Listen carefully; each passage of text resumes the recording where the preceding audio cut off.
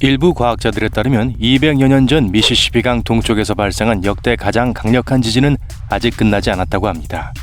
대부분의 지진은 몇 초에서 몇 분 동안 지속되며 지금까지 공식 기록은 수마트라에서 32년 동안 지속된 조용한 지진입니다.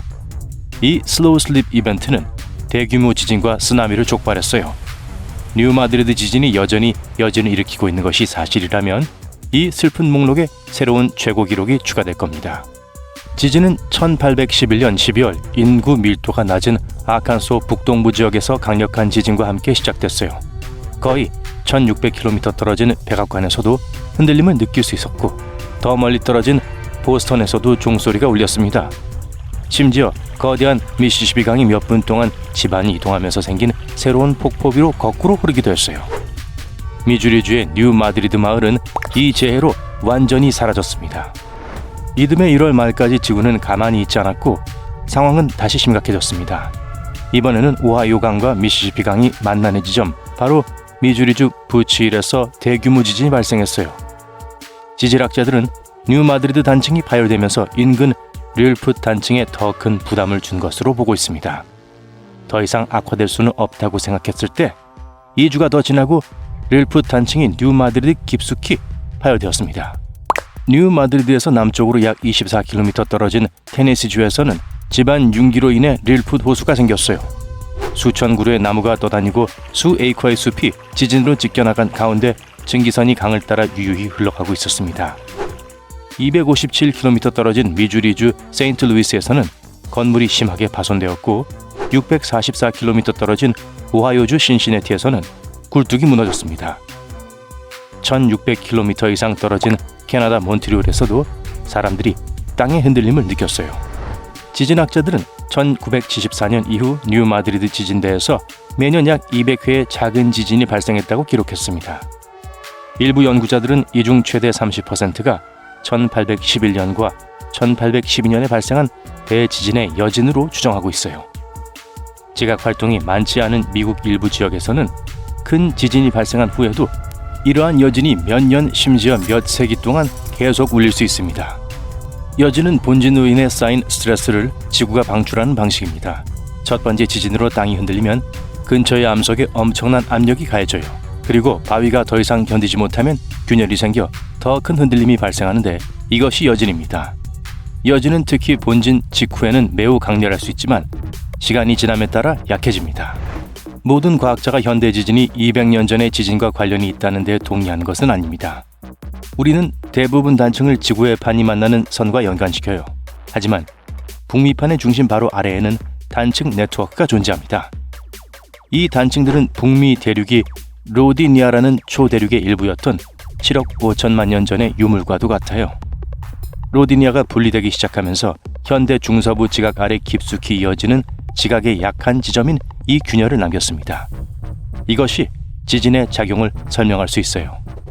한 국제지질학팀이 북미를 뒤흔든 세 차례의 주요 지진을 새롭게 살펴보고 논쟁을 종식시키기로 결정했습니다. 그들은 가장 가까운 이웃이라는 새로운 수학 방법을 사용했어요. 이 방법은 지진이 공간, 시간, 규모가 너무 가까워 독립적인 배경 사건이 될 수 없는 경우 한 지진이 다른 지진을 촉발할 것으로 가정하는 거예요. 수치를 어떻게 보느냐에 따라 최근 이 지역에서 발생한 지진의 10에서 65%는 역사적인 지진의 여진일 수 있습니다. 그리고 19세기 말 사우스캐롤라이나 주 찰스턴을 강타한 대지진은 그 이후 이 지역에서 발생한 지진의 최대 72%를 설명할 수 있어요. 하지만 모든 지역이 동일한 것은 아니기 때문에 과학적 논쟁은 계속되고 있습니다. 1774년 영국의 탐험가 제임스 쿡은 저 멀리서 빛나는 빛을 발견했습니다. 바로 바누아투의 야수르 화산이었어요. 이 심술궂은 산은 그 이후로 용암과 화산재를 뿜어내고 있으며 아마도 훨씬 더 오랫동안 화산 활동을 해왔을 가능성이 높습니다. 이 화산은 2016년 10월부터 경계 단계에 머물러 있어 주변 상황이 매우 불안정합니다. 심지어 주민들의 안전을 위해 분화구 주변 반경 610m를 통제하고 있어요.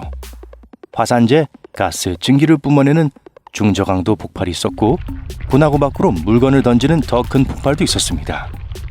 위성사진에 이 산 화학 기둥이 몇 군데 포착되어 야수르 화산이 여전히 큰 폭풍을 일으키고 있음을 보여줍니다.